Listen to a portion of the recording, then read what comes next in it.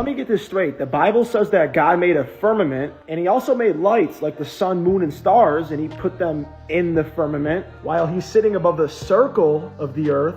All the while the earth is set on foundations and it can never be moved, while the shape of the earth is like clay pressed under a seal. And mind you, the earth is resting on pillars, which, by the way, the earth is God's footstool, and it's residing in a universe that's complete and not expanding. But you want me to believe that we're living in whatever the hell this is, right? Not happening. You're a Christian, you're going to have to pick. Do you believe NASA or do you believe the Bible? Because here it is in the Bible.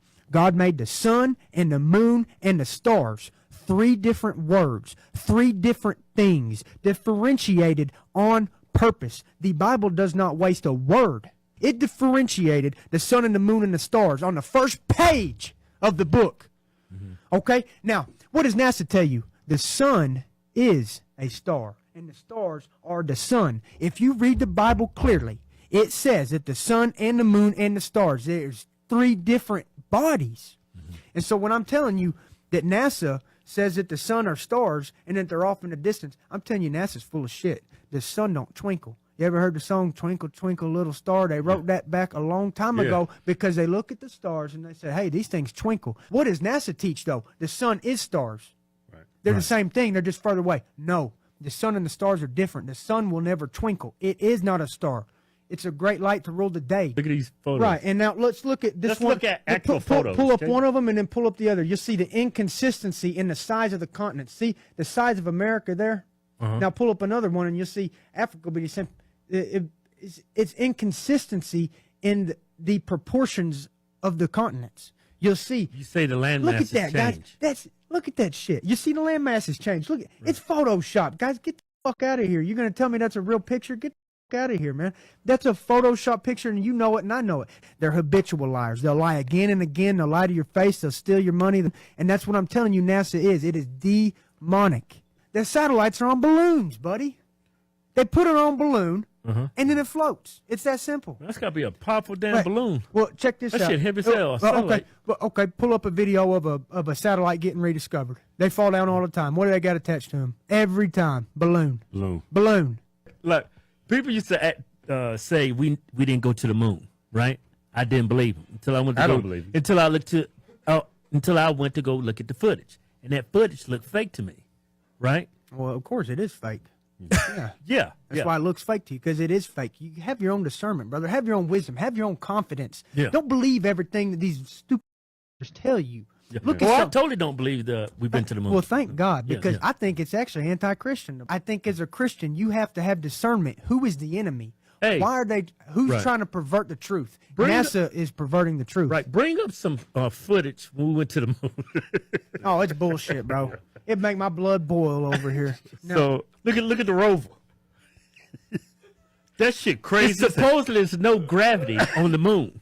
Right. So why he ain't floating out of space? Right. Where's the stars in the background? Yeah, right. Where's the stars, guys? Yeah. They can't fake the stars. They can't fake the constellations, so they just blacked them out. And where's the dust at? There's no dust, brother. I mean, you could tell that it's all fake, man. And so you got to have spiritual discernment, because this is the devil lying to you to try to make you think that there's no God. Believe in satellites, they actually contradict themselves. They have to travel at 17,500 miles an hour above the Earth's surface to defy gravity, to actually float. That's what these astrophysicists claim. So traveling 17,500 miles an hour, that's how you get anti-gravity. You go 17,499, you fall back to Earth. You burn up. Okay, well, here's the thing. They're traveling 20,000 miles an hour plus all around the Earth. How many is there? Supposedly 100,000. They ain't ever hitting each other? They don't need no maintenance? Yeah. Show me one thing don't need fucking maintenance that you don't have a motherfucker working on. I got a telephone pole out in my fucking yard. It needs worked on every other 2 months, but we have a satellite up there for 10 years running off of no fuel, needing no maintenance, not hitting other satellites.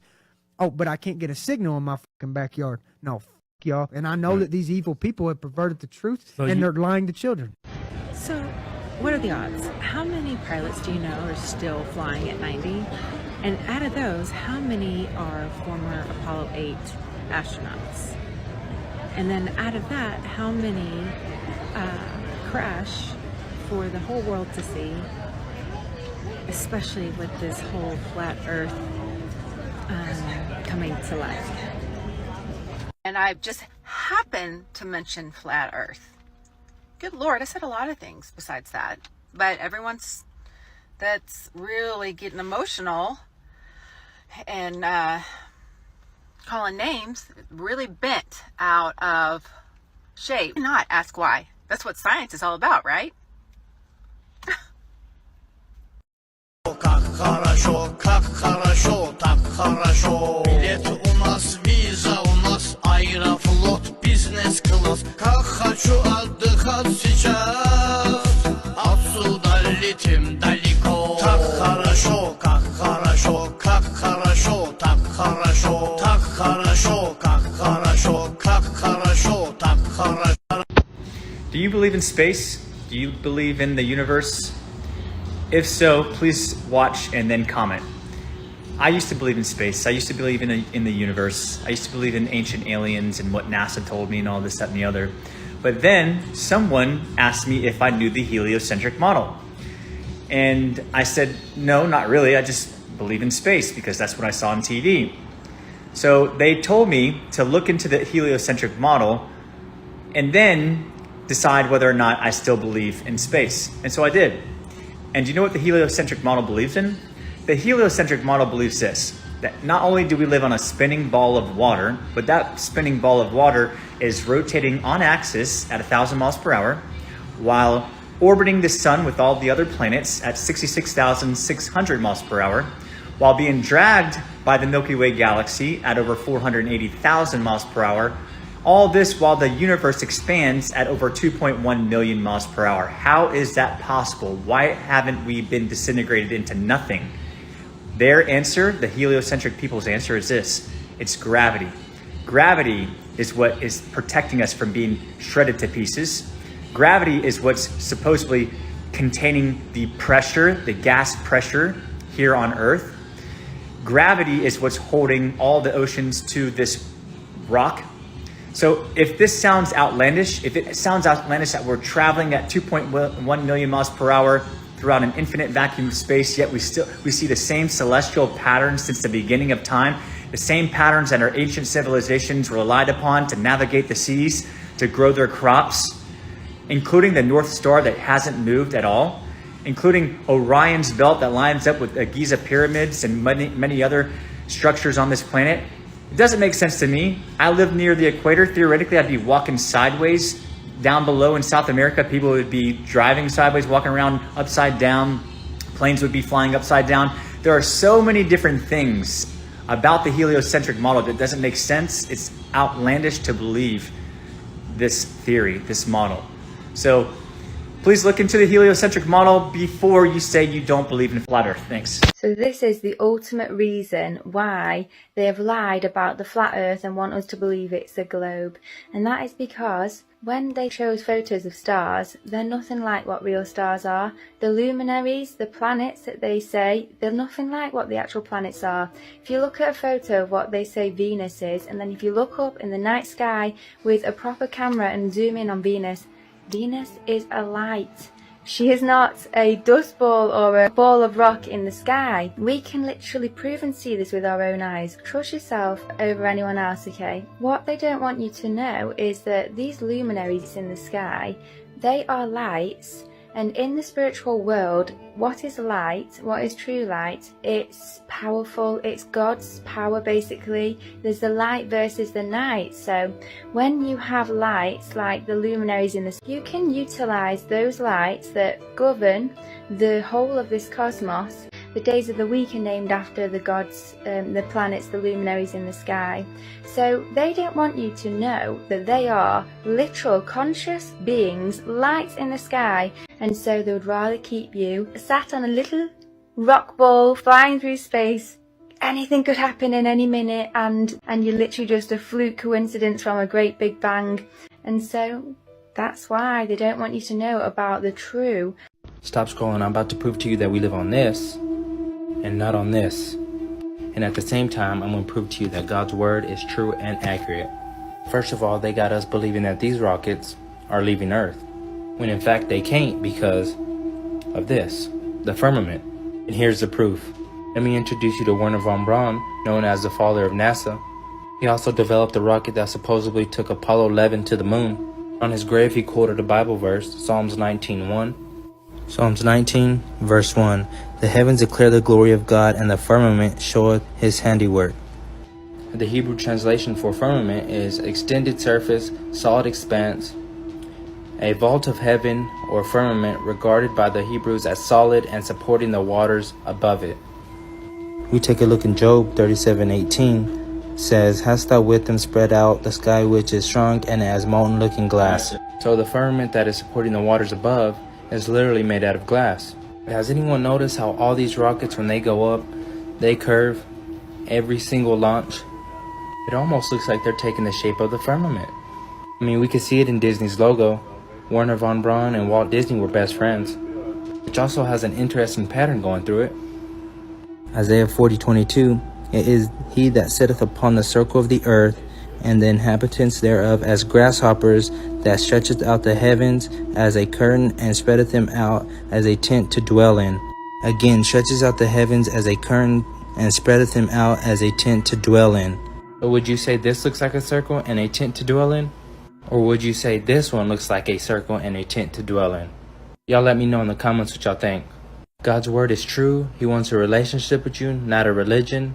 Proving that space is fake with a deck of cards. Now this is just not any deck of cards. This is the Illuminati card game conspiracy made in 1995, and it costs about $1,500. Now let's take a look at some of these cards made in 1995. Terra Snook, Pentagon. Here's a real good one. Quarantine. What did the world just go through? Y'all remember the oil spill in the Gulf of Mexico?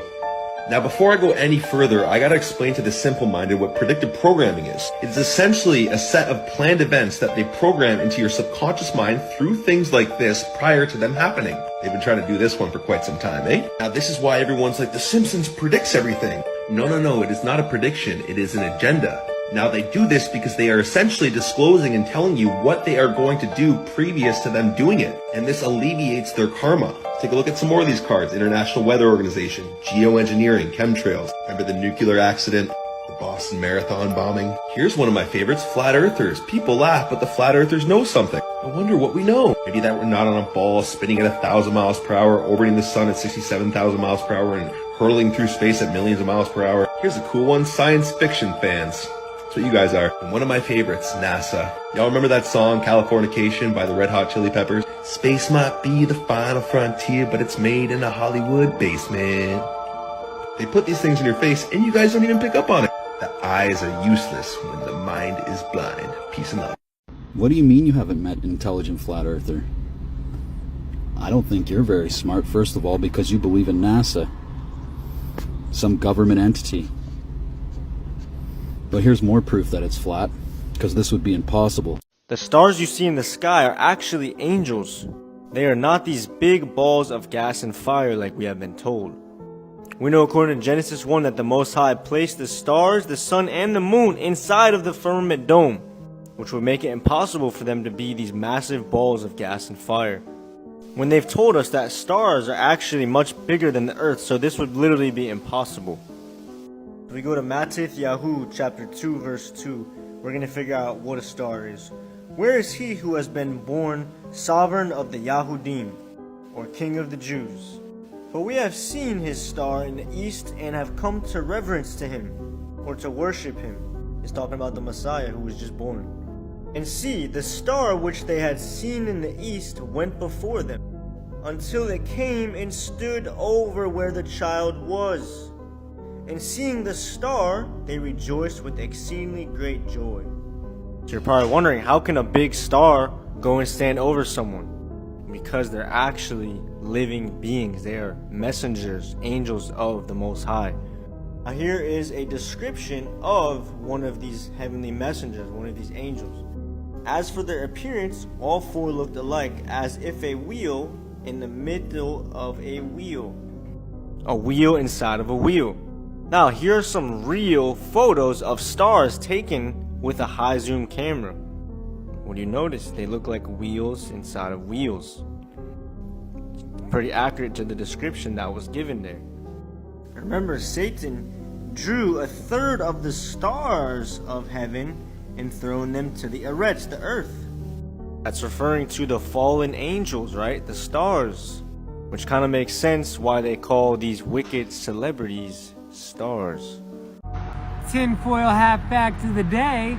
Did you know that the U.S. government has had patents to control the weather since 1891? Do the research.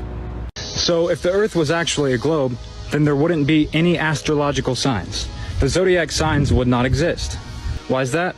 That's because the zodiac signs are a representation of the sun traveling across the sky in relation to the stars behind it at high noon. That's what the astrological signs are. The stars behind it that you would see is the astrological age that you are in. We have 12 astrological signs because we have 12 star constellations rotating overhead over our flat plane. No religions on Earth would exist if the Earth was a globe.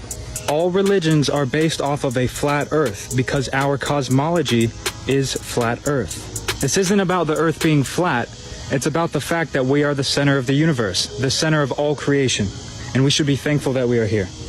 In this video I show that airplanes have to assume the Earth is flat and stationary in order to fly, and that the attitude indicator in the aircraft proves a flat Earth. Marco, when you maintain the same altitude around a globe, is this line curved?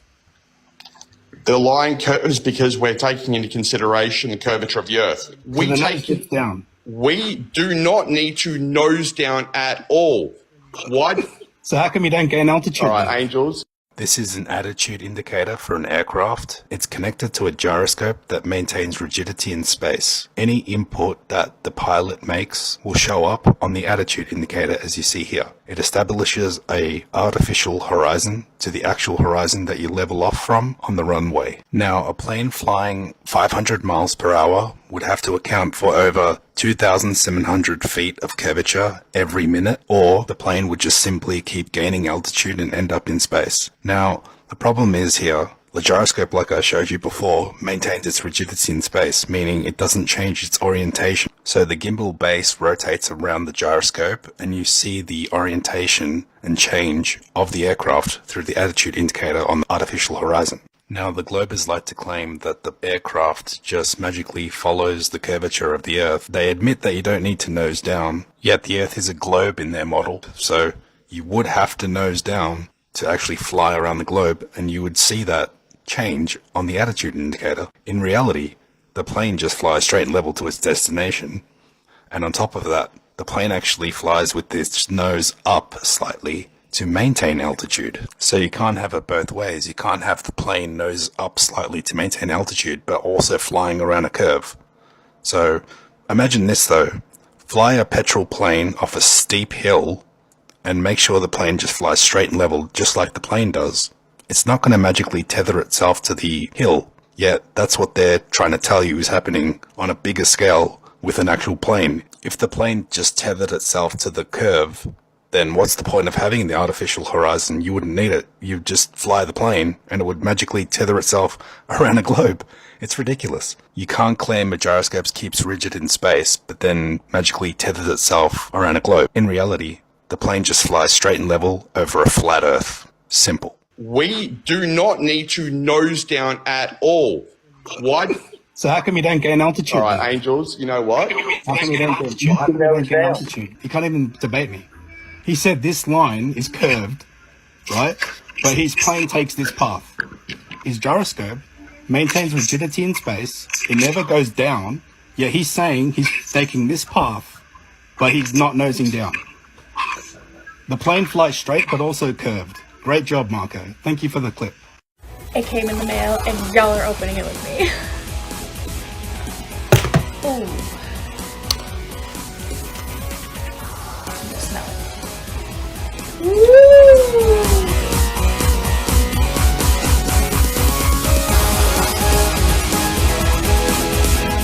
Here we go. The Flat Earth map dates back over 1,000 years. This map is credited to being created by a Persian astronomer. His name was Al-Biruni, and he lived between 973 AD to 1048 AD. It's the official map of the United Nations and also the United States Geological Survey. It used to be present in many places before the creation of NASA and the Antarctic Treaty in 1959. Here you see it with Admiral Byrd. This map has been restored by Dmitry from Russia with suggestions of mine, Idialenkar. Known by my YouTube channel Flat Earth Banjo, I asked Dmitry to include the Bermuda Triangle and Point Nemo, a place deep in the Pacific where NASA buries rockets. Then Robert Tozzi, a professional mapmaker, came along and enhanced the map even more. There are many people now selling this map online, but if you could order it from my online store, I would greatly appreciate it. Visit my online store now and order one of the items. I humbly thank you.